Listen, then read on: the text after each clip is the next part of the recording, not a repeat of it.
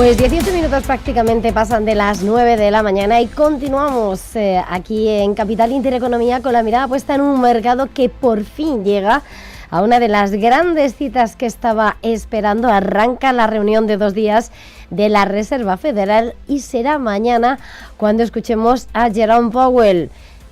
Se descuenta recorte de tipos, la probabilidad 98% de que sea de 25 puntos básicos. ¿Y qué pasa con el balance? Pablo García, director de Diva Consa Favalue. Muy buenos días de nuevo. ¿Qué tal, Eva? Buenos días. Estamos en el predía de escuchar a Powell, pero el mercado lo está esperando, lo está descontando. ¿Y qué esperáis desde Diva Consa Favalue de esta cita? Bueno, el recorte de tipos es obvio, ¿no? Prácticamente el 98-99% del consenso está esperando ese recorte de tipos. Es verdad que no tenemos los datos de empleo por el shutdown, por el cierre federal en Estados Unidos, pero bueno, viendo la inflación que quedó 0,1 por debajo de lo previsto, aunque es cierto que sigue en escalada en los últimos 3 datos que hemos ido conociendo, el recorte de tipos es evidente. No creemos ni que vaya a haber cambio en el mensaje, pero sí, bueno, las dudas están si va a haber otro recorte de tipos en diciembre. Pero como decíamos, el recorte de tipos de esta semana está ampliamente descontado por el mercado. Las rentabilidades de los treasuries están cayendo, es decir, el bono americano está subiendo en un escenario donde compite, ¿no? Lo de Powell estaba escrito y lo de Xi se estaba esperando y mucho, aunque bueno, el encuentro de Donald Trump y de Xi del jueves se aguarda tanto como sorpresas y luego desmentidos pueden ir detrás. ¿Cómo enfocáis sobre todo esa confianza inversora, estos máximos de la bolsa, lo decías hace un momento con Susana, en torno a todo ese optimismo que gira en torno a ese acercamiento de ambos líderes? Pues eso es lo más complejo, porque estar dentro de la cabeza del señor del flequillo naranja pues es sumamente complicado, ¿no? Pues ahora vuelve a abrazar, de hecho la portada de nuestro diario es un chascarrillo clásico, casi dándose un beso el señor Xi Jinping y Donald Trump, ¿no? Ahora parece que todo va bien, cuando hace tan solo una semana parecía que iba a ser un desastre con aranceles a triple dígito.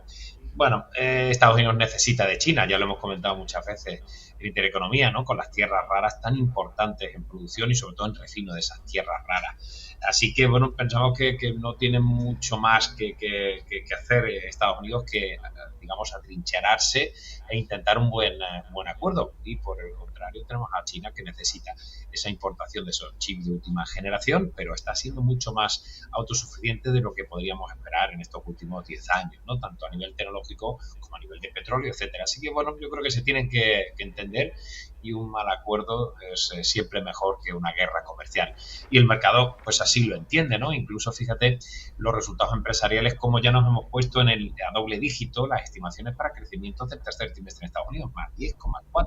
Es extraordinario. Incluso en Europa, que veníamos estimando el consenso recortes de beneficios y de ventas, ya estamos ligeramente en positivo, en torno al 0,2%. Es decir, que de lo que estamos conociendo hasta ahora, además, se han superado con creces el consenso. Más del 87,4% de las compañías que han publicado en Estados Unidos han superado expectativas, muy por encima de la media histórica. Así que, bueno, todos contentos, valoraciones arriba, pero con crecimiento de beneficios también en paralelo, lo que hace es que el mercado no se ponga mucho más caro, sí que está en un nivel elevado de valoración, pero mientras no se pinchen los beneficios, no tiene por qué pincharse las cotizaciones.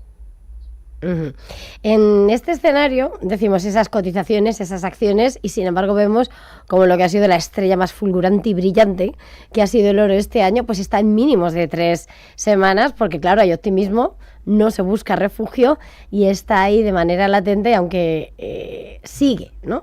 Siendo quien es. ¿Qué lectura haces?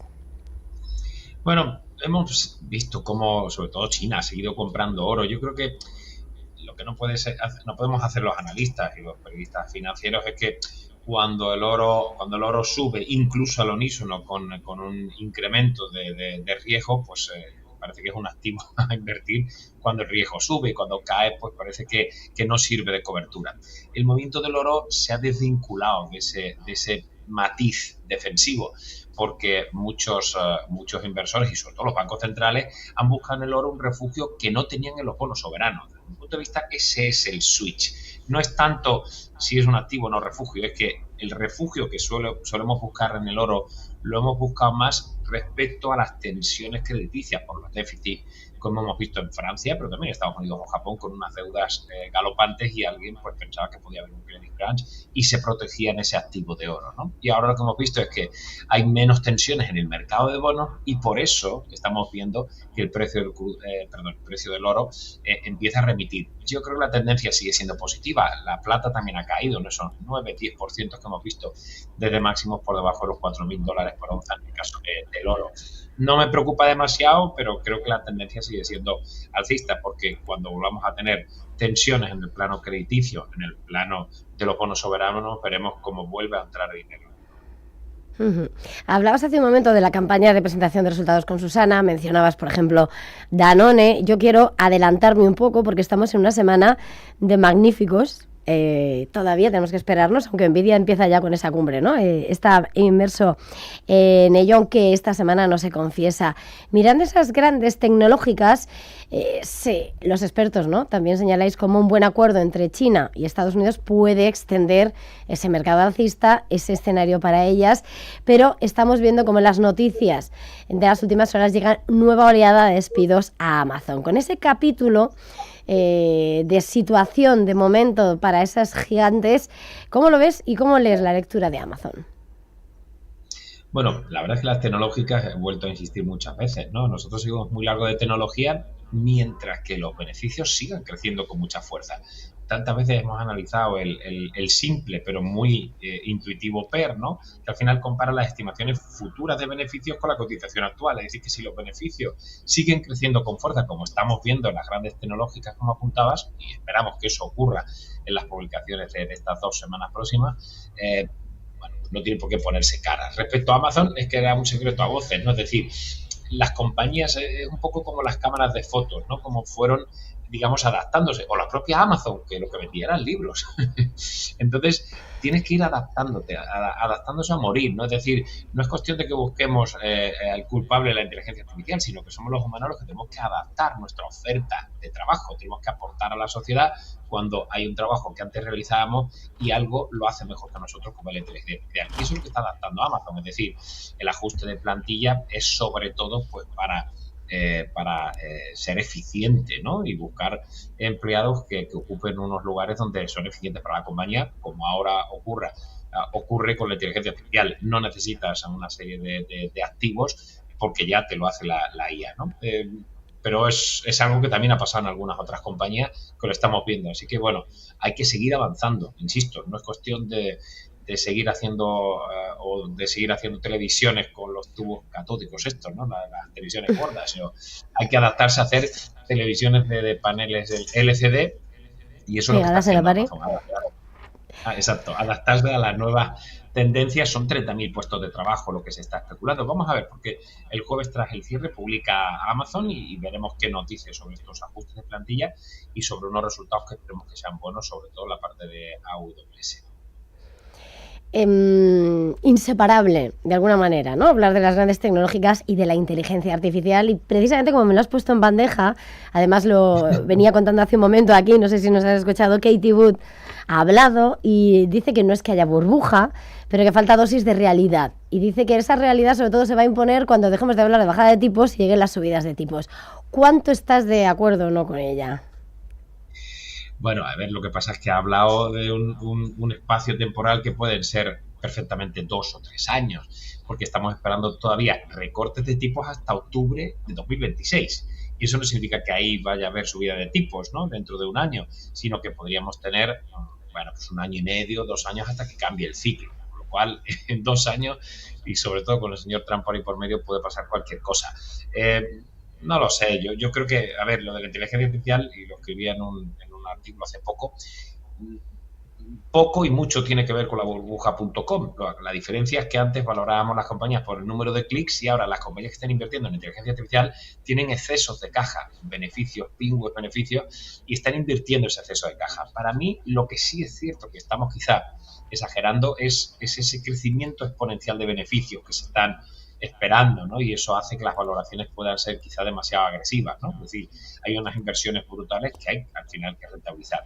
Pero como en todas las grandes tendencias o megatendencias, habrá vencedores y vencidos. Habrá compañías que sepan adaptarse a ese entorno y habrá compañías que tiren el dinero invirtiendo en algo que no va a darles beneficios, ¿no? Y eso es lo que, para eso estamos nosotros, ¿no? Para ver qué compañías son las que realmente van a quedarse con la tarta. Y mucho me temo que van a ser las grandes compañías tecnológicas en las que estamos invertidos y sin embargo otras pequeñas pues serán compradas y ahí pues habrá esas grandes primas que ya estamos viendo en algunos casos, ¿no? Compras de compañías más pequeñas para que las grandes colosos norteamericanos, una vez más, cada vez que hay una mega tendencia, son las compañías norteamericanas las que se llevan pues el gato al agua, ¿no? Pero bueno, hay empresas francesas y alemanas que hemos estado estudiando que también es cierto que están triunfando en inteligencia artificial. No quiero terminar, porque el tiempo se nos va al final volando siempre, Pablo. Estamos en plena campaña de presentación de resultados. Hay muchos temas hoy sobre la mesa en geopolítica, en geoeconomía, pero tenemos a Iberdrola, que ha presentado resultados también con lo que ha sido esas inversiones a un nuevo récord de 9.000 millones y viendo cómo hoy el mercado está aplaudiendo las cuentas. ¿Cómo ves a la de Galán?